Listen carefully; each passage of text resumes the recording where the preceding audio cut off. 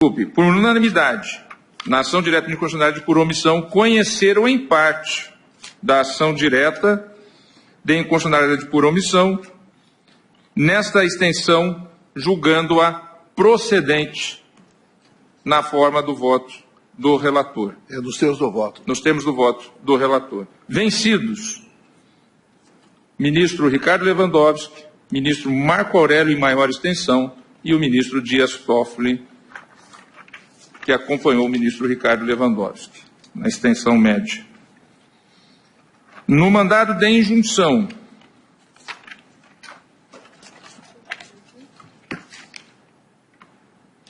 número 4.733,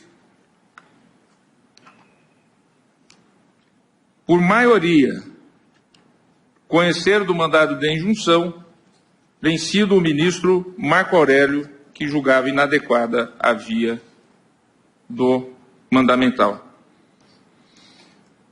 E, por maioria, julgaram procedente o mandado de injunção na forma do voto, nos termos do voto do relator ministro Luiz Edson Fachin, vencidos em menor extensão, ministro Ricardo Lewandowski e Dias Toffoli, e já proclamado o voto do ministro Marco Aurélio desde o início, pela inadequação da via eleita. É esta a proclamação nos feitos. Passo a palavra ao ministro Celso de Mello, relator da ação direta de inconstitucionalidade por omissão, e depois ouviremos o relator do mandado de injunção. A tese seria proposta para os dois feitos, como seria? Ou só na dele? Creio que, se Vossa Excelência me permitir, o eminente ministro relator, creio que a tese formular-se-ia na ADO, já que o mandado de injunção há uma conclusão que eu posso apenas depois reiterar. Tá bem.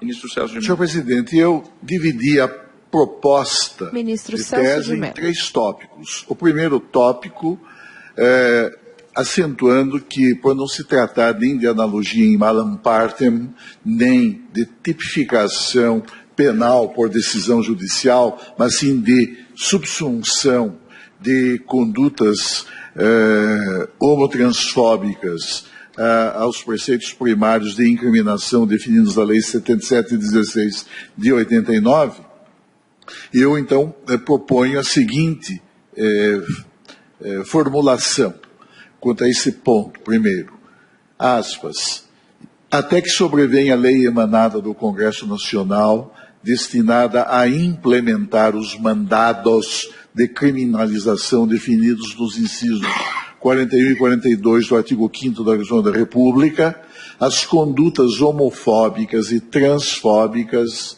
reais ou supostas, que envolvem aversão odiosa à orientação sexual ou à identidade de gênero de alguém, por traduzirem expressões de racismo, compreendido este em sua dimensão social, ajustam-se por identidade de razão e mediante adequação típica aos preceitos primários de incriminação definidos na Lei 7.716, de 8 de janeiro de 1989, constituindo também, na hipótese de homicídio doloso, circunstância que o qualifica por configurar motivo torpe, nos termos do artigo 121, parágrafo 1º, inciso 1º, infine, do Código Penal. Ao mencionar, senhor presidente, condutas homofóbicas e transfóbicas reais ou supostas, eu tive em consideração um aspecto que foi ressaltado na petição inicial. Lembram-se de um episódio doloroso ocorrido nesse país em que pai e filho heterossexuais, de mãos dadas, em via pública, foram confundidos como pessoas homossexuais e, em consequência, sofreram agressão. Uma agressão que foi motivada precisamente por essa homofobia. Portanto, essa foi a postulação feita pela agremiação partidária autora e que eu, enfim, no meu voto acolhi. Daí a razão dessa expressão, condutas homofóbicas e transfóbicas reais ou supostas. O segundo tópico desta proposta diz respeito à questão da liberdade religiosa, de um lado, e à repressão penal a que a homotransfobia.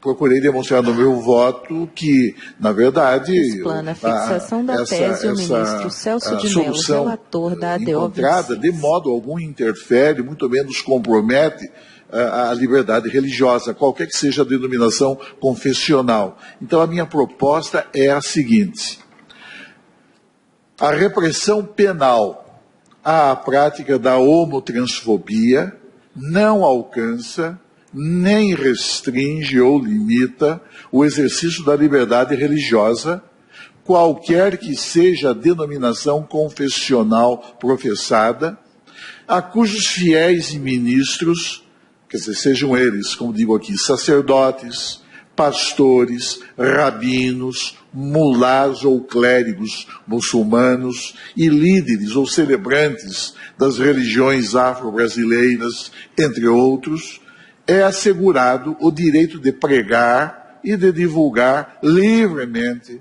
pela palavra, pela imagem ou por qualquer outro meio, o seu pensamento, e de externar suas convicções de acordo com o que se contiver em seus livros e códigos sagrados, bem assim o de ensinar segundo sua orientação doutrinária e ou teológica, podendo buscar e conquistar prosélitos e praticar os atos de culto e respectiva liturgia, independentemente do espaço, público ou privado, de sua atuação individual ou coletiva, desde que tais manifestações não configurem discurso de ódio, assim entendidas aquelas exteriorizações que incitem a discriminação, a hostilidade ou a violência contra pessoas em razão de sua orientação sexual ou de sua identidade de gênero.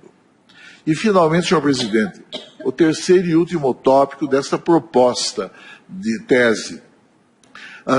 Por exatamente tratar-se de mera subsunção de condutas homotransfóbicas aos tipos penais já definidos em lei, e, portanto, não havendo, insisto, criação jurisdicional de tipos penais, o que seria inconstitucional, e nem aplicação analógica em malam partem, eu defino a partir do precedente Ellwanger e consideradas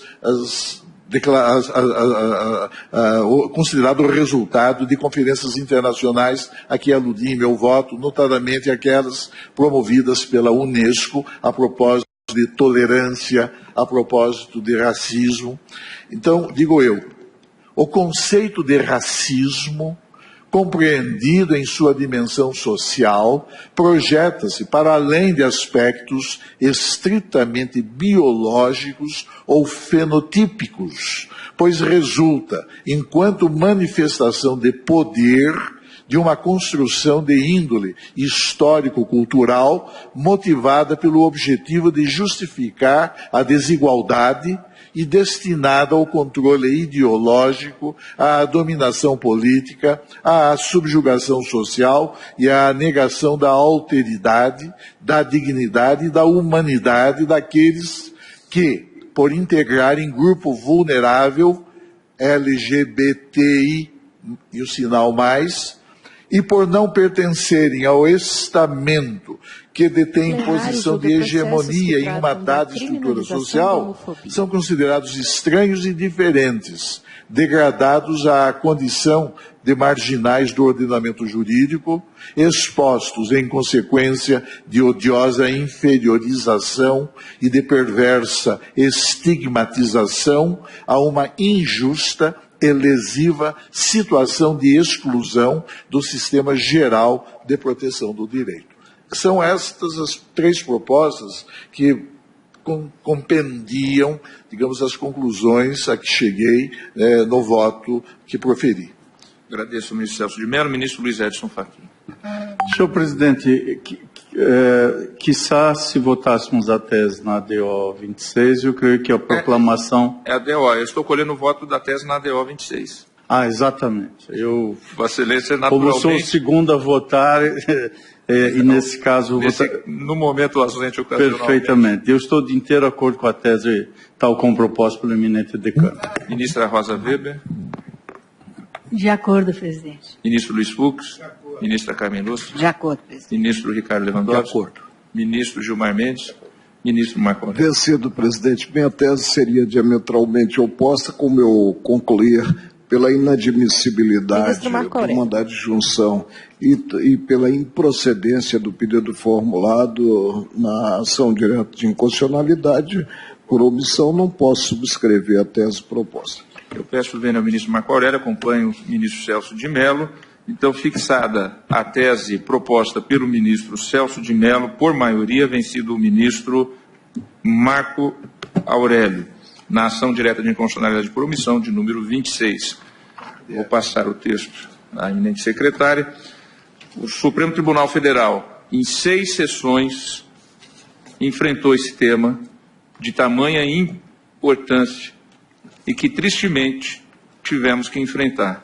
O bom seria que não houvesse a necessidade de enfrentar este tema em pleno século XXI, no ano de 2019. Agradecendo a presença de todos e cumprimentando a todos, já sendo 19h13 da 6ª sessão que tratamos deste tema, declaro encerrada a presente sessão.